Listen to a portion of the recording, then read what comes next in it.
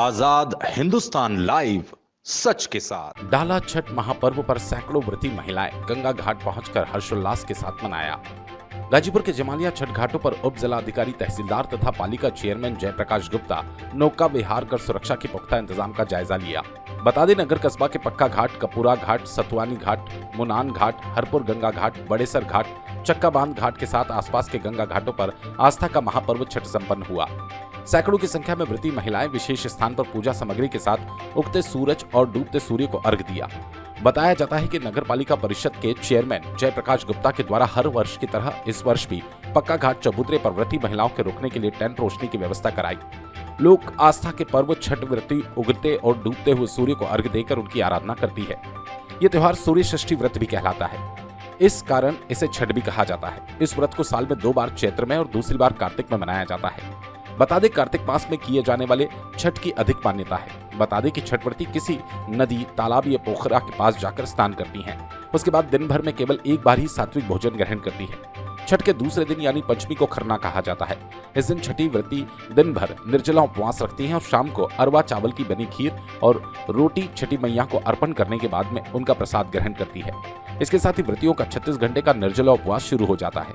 इस अवसर पर एसडीएम डॉक्टर हर्षिता तिवारी, तहसीलदार देवेंद्र कुमार यादव नौका विहार के माध्यम से डाला छठ घाटों का निरीक्षण के दौरान जायजा लेते रहे तथा व्रती महिलाओं को समुचित ढंग से व्यवस्था दिलाने, बच्चों को खेलने कूदने, मनोरंजन के लिए खिलाना उपलब्ध करने।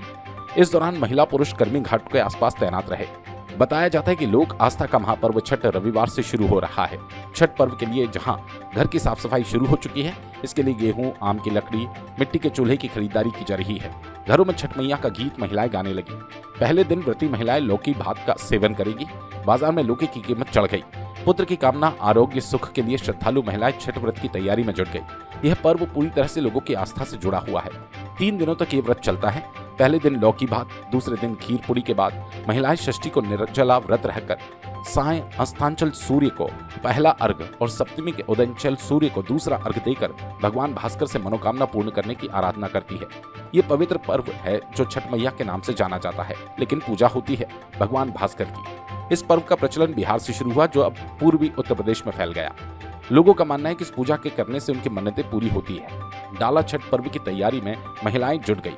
मनोकामना की पूर्ति का संकल्प लेकर महिलाएं इस व्रत को बड़े ही साफ सफाई के साथ रखती हैं। पर्व के मद्देनजर बाजारों में डाला, सुपेली की दुकानें सज गई। वहीं फल विक्रेता भी अनेक प्रकार के फलों की दुकानें सजाने लगे। पूजन हेतु घाटों पर साफ सफाई नगर पालिका परिषद द्वारा कराई। महिला पूरा दिन निर्जला व्रत रख डूबते सूर्य को अर्घ दिया। अगले दिन प्रातः उगते सूर्य को अर्घ देकर व्रत का पारण किया। नदी के किनारे डाला छठ पूजन हेतु बेदी बनाने का कार्य तेजी से किया जा रहा है। डाला छठ पूजन का असर बाजार में दिखना शुरू हो गया। बढ़ती महंगाई के बाद भी बाजार में छठ पूजन के खरीदारों की काफी भीड़ भाड़ रही। कपड़ा, नारियल, बांस की बनी दौरी, सुपेली आदि की काफी बिक्री रही। इसके चलते जगह जगह जाम की समस्या बनी रही। महंगाई का आलम ये कि बांस की बनी दौरी 60 से 70 रुपए प्रति पीस और सुपेली 30 रुपए प्रति पीस बिक रही है।